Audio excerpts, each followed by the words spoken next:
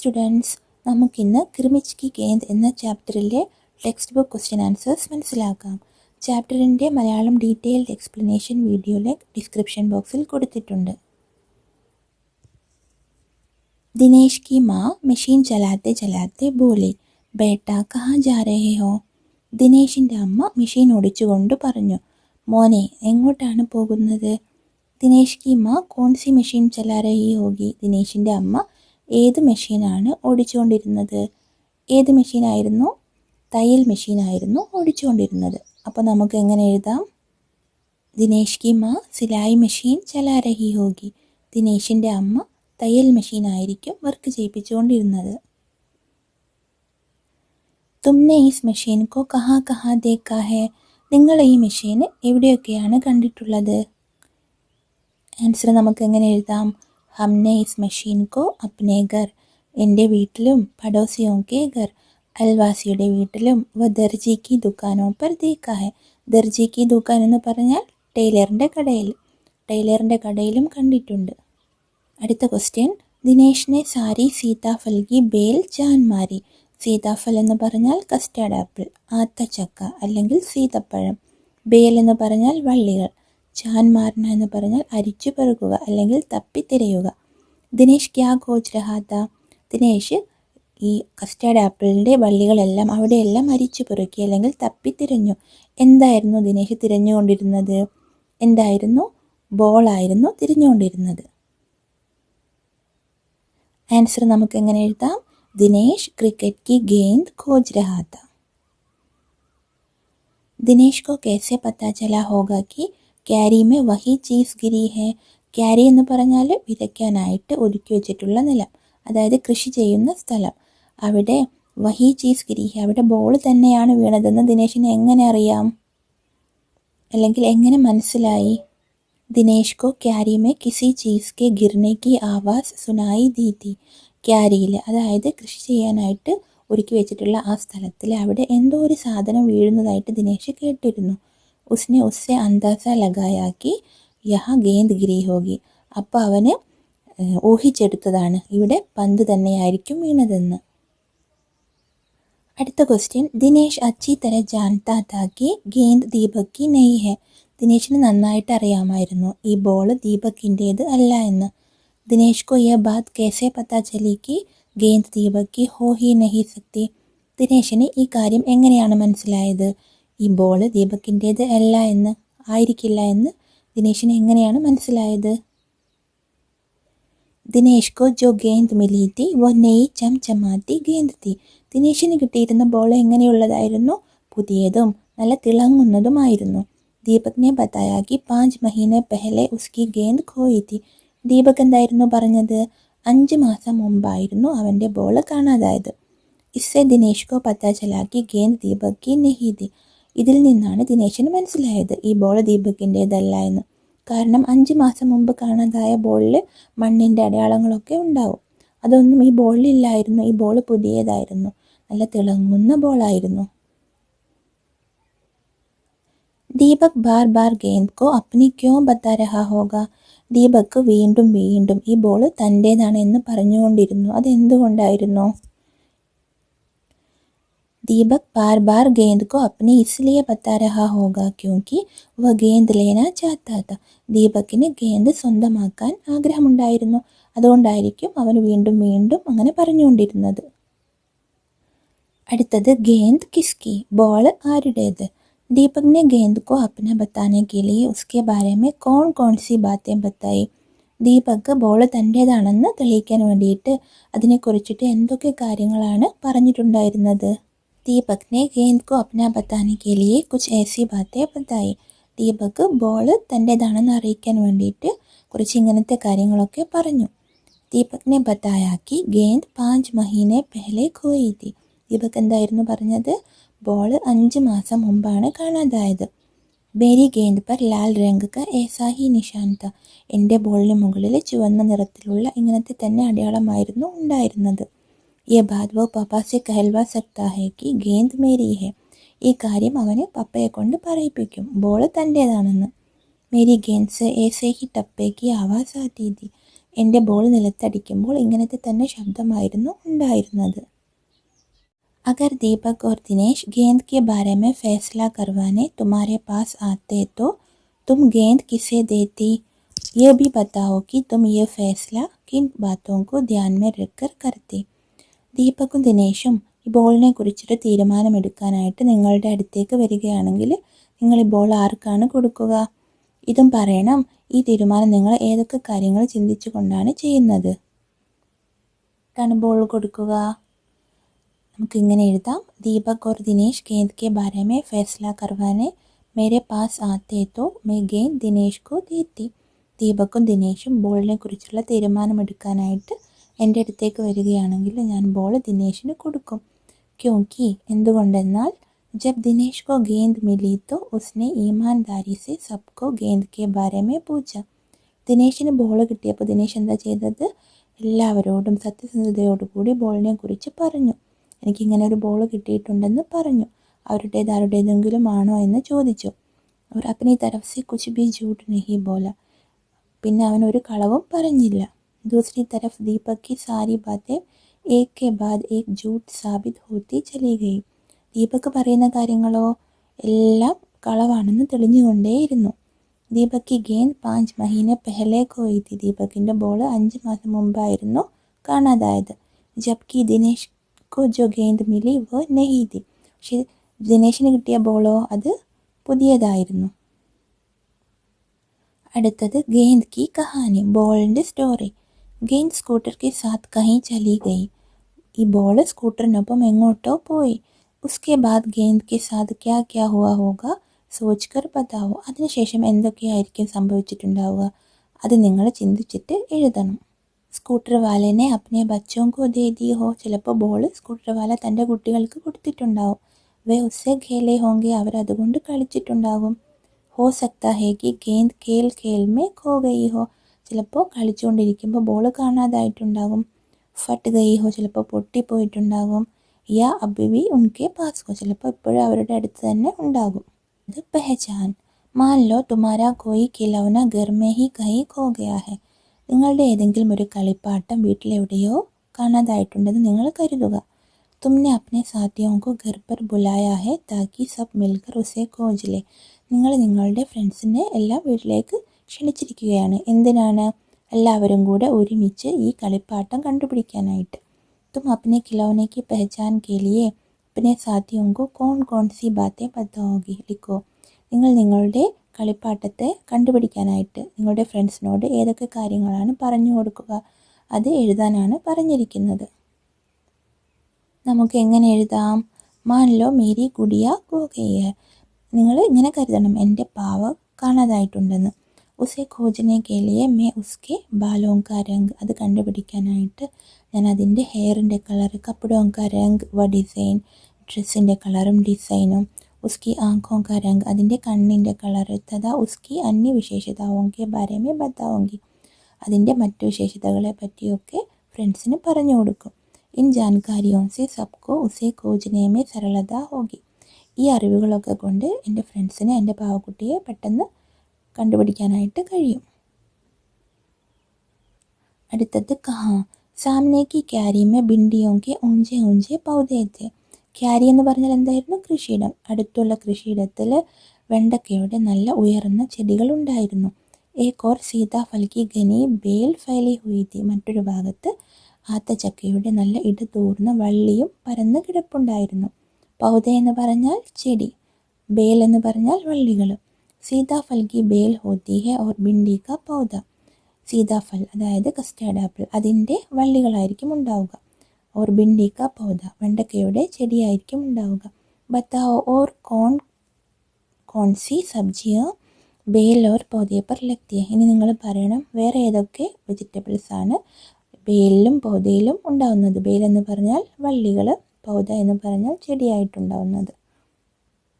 Answer നമുക്ക് എങ്ങനെ എഴുതാം? ബേൽ എന്ന് പറഞ്ഞാൽ വള്ളികൾ, വള്ളികളിലുണ്ടാവുന്ന വെജിറ്റബിൾസ് ഏതൊക്കെയാണ്? സീതാഫൽ എന്ന് പറഞ്ഞാൽ കസ്റ്റാർഡ് ആപ്പിൾ, ആത്തച്ചക്ക അല്ലെങ്കിൽ സീതപ്പഴം. ലോക്കി എന്ന് പറഞ്ഞാൽ ഗോഡ്. തോരി എന്ന് പറഞ്ഞാൽ പീച്ചിങ്ങ എന്ന് പറയും. परवल എന്ന് പറഞ്ഞാൽ കൂർത്ത മത്തങ്ങ എന്ന് പറയും. കരേല, പാവയ്ക്ക. പൗധ ചെടികളിലുണ്ടാവുന്നതോ ഭിണ്ടി, വെണ്ടയ്ക്ക, ഗോബി. ഗോബി എന്ന് പറഞ്ഞാൽ കാബേജ്. बैंगन, ब्रिंजाल, टमाटर, टोमेटो, मिर्च, चिल्ली. അടുത്തത് तरह तरह की गेंदें. गेंदों की अनेक रंग रूप होते हैं. പലതരത്തിലുള്ള ബോളുകളുണ്ട്, പല കളറിലുള്ള ബോളുകളുണ്ട്. अलग अलग खेलों में अलग अलग प्रकार की गेंदों का इस्तेमाल किया जाता है. പലതരത്തിലുള്ള കളികളിൽ പലതരത്തിലുള്ള ബോളുകളാണ് ഉപയോഗിക്കുന്നത്, പന്തുകളാണ് ഉപയോഗിക്കുന്നത്. नीचे दी गई जगह में खेलों के अनुसार गेंदों की सूची बनाओ. താഴെ കളികൾക്കനുസരിച്ച്, ഗെയിംസിനനുസരിച്ച് പന്തുകളെ തരംതിരിച്ച് എഴുതാനാണ് പറഞ്ഞിരിക്കുന്നത്.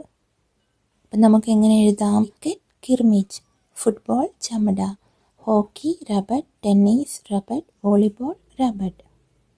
അടുത്തത് खोजो आसपास. ദിനേശ് ചിക് സർക്കാക്കർ ബരാന്തയ്ക്ക് ഓർ ഭാഗ. ദിനേശ് പർദ്ദ മാറ്റിയിട്ടിട്ട് ബരാന്തയുടെ അടുത്തേക്ക് ഓടിപ്പോയി. ചിക് पर्दे का काम करती है, पर चिक और पर्दे में फ़र्क होता है. इन दोनों में क्या अंतर है? समूह में चर्चा करो. ചിക്കും പർദ്ദയും തമ്മിലുള്ള വ്യത്യാസം എന്താണെന്നാണ് ചോദിച്ചിരിക്കുന്നത്. इसी तरह पता लगाओ कि इन शब्दों में क्या अंतर है. टहनी तना, घूस चूहा, पेड़ पौधा, मुंडेर चार दीवारी. ചിക്ക് എന്തുകൊണ്ടാണ് ഉണ്ടാക്കിയിരിക്കുന്നത്?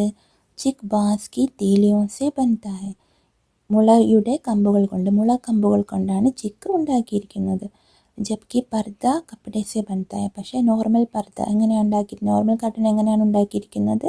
തുണി കൊണ്ടാണ് ഉണ്ടാക്കിയിരിക്കുന്നത്. ചിക്ക് എന്ന് പറഞ്ഞാൽ മുളക്കമ്പുകൾ കൊണ്ടുള്ള കർട്ടൻ. തന പേട് കാ മോട്ടാ ഭാഗം ഹോത്താ ഹൈ. തന എന്ന് പറഞ്ഞാൽ മരത്തിൻ്റെ തടിച്ച ഭാഗത്തിനാണ് തന എന്ന് പറയുന്നത്. ടഹനി പേട് കി ഡാലി ഹോത്തി ഹെ ജോ തനെ സെ നിക്കൽത്തി ഹെ. ഈ മരത്തിൻ്റെ തടിയിൽ നിന്ന് വരുന്ന മരക്കൊമ്പുകൾക്കാണ് ടെഹനി എന്ന് പറയുന്നത്. തന മോട്ട ഏവൻ ടെഹനി പത്തലി ഹോത്തി ഹെ. തന തടിച്ചതും ടെഹനി മെലിഞ്ഞതുമാണ്. പേട് എന്ന് പറഞ്ഞാൽ മരം, പൗധ ചെടി. പേട് കാഫി ബഡ ഓർ മസ്ബൂത് ഹോത്താ ഹെ. മരങ്ങൾ എങ്ങനെയുള്ളതാണ്? നല്ല വലുതും ഉറപ്പുള്ളതുമാണ്. ജബ്കി പൗധ ചോട്ട ഓർ കംസോർ ഹോത്താ ഹെ. പക്ഷേ ചെടികളോ ചെറുതും ദുർബലവുമാണ്. പേട് കി ലക്കടി സെ ഫർണിച്ചർ ബൻതാ ഹെ. മരത്തിൻ്റെ തടി കൊണ്ട് നമ്മൾ ഫർണിച്ചറൊക്കെ ഉണ്ടാക്കുന്നു. ഇസ്കെ വിപരീത് പൗധെ സെ ലക്കടി നഹി മിൽത്തി. പക്ഷേ ചെടികളിൽ നിന്ന് നമുക്ക് തടി ലഭിക്കുന്നില്ല. അടുത്തത് ഗൂസ് ആകാർ മേ ബഡ ഹോത്താ ഹെ ഓർ ഘർ കെ ആസ്പാസ് ബിൽ ഖോദ് കർ രഹത്താ ഹെ. ഗൂസ് കാണാൻ വലുതുമായിരിക്കും, അവ വീടിനടുത്ത് മാളമുണ്ടാക്കിയിട്ട് കഴിയുന്നു. ഗൂസ് എന്ന് പറഞ്ഞാൽ പെരുച്ചാഴി എന്നൊക്കെ പറയും. ചൂഹ ആകാർ മേ ചോട്ട ഹോത്താ ഹെ ഓർ ഘർ കെ അന്തർ യാ ബിൽ മേ രഹത്താ ഹെ. എലി വീടിനകത്തും താമസിക്കുന്നു, പുറത്ത് മാളത്തിലും താമസിക്കുന്നു, കാണാൻ ചെറുതുമായിരിക്കും. മുണ്ടേർ ഓർ ചാർ ദീവാരി. ഛത് കെ ചാരോ ഓർ ഉട്ടി ദീവാർ കെ ഊപ്പരി ഹിസ്സേ കോ മുണ്ടേർ കഹത്തെ ഹെ. മുണ്ടേർ എന്ന് പറഞ്ഞാൽ എന്താണ്? മേൽക്കൂരയുടെ മുകളിലായിട്ട് 4 ഭാഗത്തും ഉയർത്തി കെട്ടിയിട്ടുള്ള, അരഭാഗം ഉയർത്തി കെട്ടിയിട്ടുള്ള ആ ചുവരിനാണ് മുണ്ടേർ എന്ന് പറയുന്നത്, അതായത് പാരപ്പറ്റ്. ഇസ്കെ വിപരീത് ചാർ ദീവാരി ഘർ കെ ചാരോ ഓർ ബനി ഹോത്തി ഹെ. ചാർ ദീവാരി എന്ന് പറയുന്നത് ചുറ്റുമതിൽ, വീടിന് ചുറ്റുമുള്ള മതിൽ, വോൾ, അതിനാണ് ചാർ ദീവാരി എന്ന് പറയുന്നത്. മുണ്ടേർ കി ഊഞ്ചായി കം ഹോത്തി ഹെ. മുണ്ടേറിൻ്റെ ഹൈറ്റ് കുറവായിരിക്കും. ഓർ ചാർ ദീവാരി ഊഞ്ചി ഹോത്തി ഹെ. ചാർ ദീവാരിക്ക് ഹൈറ്റ് കൂടുതലായിരിക്കും. അടുത്തത് ചിക്ക് സർക്കണ്ടെ സെ ബി ബൻതി ഹെ ഓർ തീലിയോൻ സെ ബി. ചിക്ക് എന്ന് പറഞ്ഞാൽ എന്തായിരുന്നു? മുള കൊണ്ടുള്ള കർട്ടൻ. അത് സർക്കണ്ടെ സെ ബി ബൻതി ഹെ. സർക്കണ്ട എന്ന് പറഞ്ഞാൽ എന്താണ്? ഒരു തരത്തിലുള്ള പുല്ല് പോലെ കാണപ്പെടുന്ന ചെടിയാണ്. അതിൻ്റെ തടി നല്ല ഉറപ്പുള്ളതായിരിക്കും. അത് നമ്മൾ കെയിൻ ഗ്രാസ് അല്ലെങ്കിൽ വൈൽഡ് ഷുഗർ കെയിൻ എന്നൊക്കെ പറയും. അത് ചതുപ്പ് നിലങ്ങളിലാണ് വളരുന്നത്. ഇതിന് നീണ്ട ഇലയായിരിക്കും. സർക്കണ്ട എന്ന് പറഞ്ഞാൽ കെയിൻ ഗ്രാസ് അല്ലെങ്കിൽ വൈൽഡ് ഷുഗർ കെയിൻ. അതുകൊണ്ടും ഈ പർദ്ദ ഉണ്ടാക്കുന്നുണ്ട്. ഓർ തീലിയോൻ സെ ബി. തീലിയ എന്ന് പറഞ്ഞാൽ മാച്ച് സ്റ്റിക്ക്. സർക്കണ്ടെ സെ ഓർ ക്യാ ക്യാ ബൻതാ ഹെ. ഈ സർക്കണ്ട കൊണ്ട് വേറെ എന്തൊക്കെയാണ് ഉണ്ടാക്കുന്നത്? അപ്പം ഞാൻ ആസ്പാസ് പത്താ കറോ ഓർ ലിഖോ. നിങ്ങൾ കണ്ടുപിടിച്ചിട്ട് എഴുതണം. ഒക്കെയാണ് ഉണ്ടാക്കുന്നത്? ടോക്കരി. ടോക്കരി എന്ന് പറഞ്ഞാൽ കൊട്ട. സൂപ്പ് എന്ന് പറഞ്ഞാൽ ചിലയിടങ്ങളിൽ മുറം എന്ന് പറയും. കലം, പേന. चटाई मैट. क्लब बनाए. मान लो तुम्हें अपने स्कूल में एक क्लब बनाना है जो स्कूल में खेल कूद के कार्यक्रमों की तैयारी करेगा. സ്കൂളിൽ ഗെയിംസിൻ്റെ പ്രോഗ്രാംസിൻ്റെയൊക്കെ തയ്യാറെടുപ്പിന് വേണ്ടിയിട്ട് ഒരു ക്ലബ്ബ് ഉണ്ടാക്കണമെന്ന് നിങ്ങൾ കരുതുക. इस क्लब में शामिल होने और इसको चलाने आदि के बारे में नियम सूझकर लिखो. ഈ ക്ലബിൽ അംഗമാവുന്നതിനും അതിൻ്റെ നടത്തിപ്പിനും വേണ്ടിയുള്ള നിയമങ്ങൾ എന്തൊക്കെയാണെന്ന് നിങ്ങൾ ചിന്തിച്ചിട്ട് എഴുതണം. तुम्हारे विचार से इस क्लब को अच्छी तरह चलाने के लिए नियम की ज़रूरत है या नहीं? अपने जवाब का कारण भी बताओ. നിങ്ങളുടെ അഭിപ്രായത്തിൽ ഈ ക്ലബ്ബ് നല്ലപോലെ മുന്നോട്ട് കൊണ്ടുപോകാൻ വേണ്ടി നിയമങ്ങൾ ആവശ്യമാണോ അല്ലയോ? നിങ്ങളുടെ ആൻസറിൻ്റെ കാരണങ്ങളും പറയണം. അപ്പോൾ നമുക്ക് എങ്ങനെ എഴുതാം? खेल में रुचि रखने वाले बच्चे ही क्लब में शामिल होंगे. അതായത് ഗെയിമിൽ താല്പര്യമുള്ള കുട്ടികൾ മാത്രം ക്ലബിൽ അംഗമാവുക. സമയാനുസാർ ക്ലബ് की बैठक में आना ज़रूरी है. സമയത്ത് തന്നെ ക്ലബിൻ്റെ മീറ്റിങ്ങിൽ പങ്കെടുക്കണം. സബ് अपनी बातें बारी बारी से बताएंगे. ഓരോരുത്തരും അവരവരുടെ അഭിപ്രായങ്ങൾ ക്രമമനുസരിച്ച് പറയണം. जब एक बोल रहा होगा सभी शांतिपूर्वक सुनेंगे. ഒരാൾ പറയുമ്പോൾ മറ്റുള്ളവർ ശാന്തരായി കേൾക്കണം. അനുശാസൻ പാലൻ ജറൂരി ഹെ. ഡിസിപ്ലിൻ പാലിക്കൽ നിർബന്ധമാണ്. ക്ലബ് കി സഞ്ചാലക് കി സബി ബാത് മാനേംഗെ.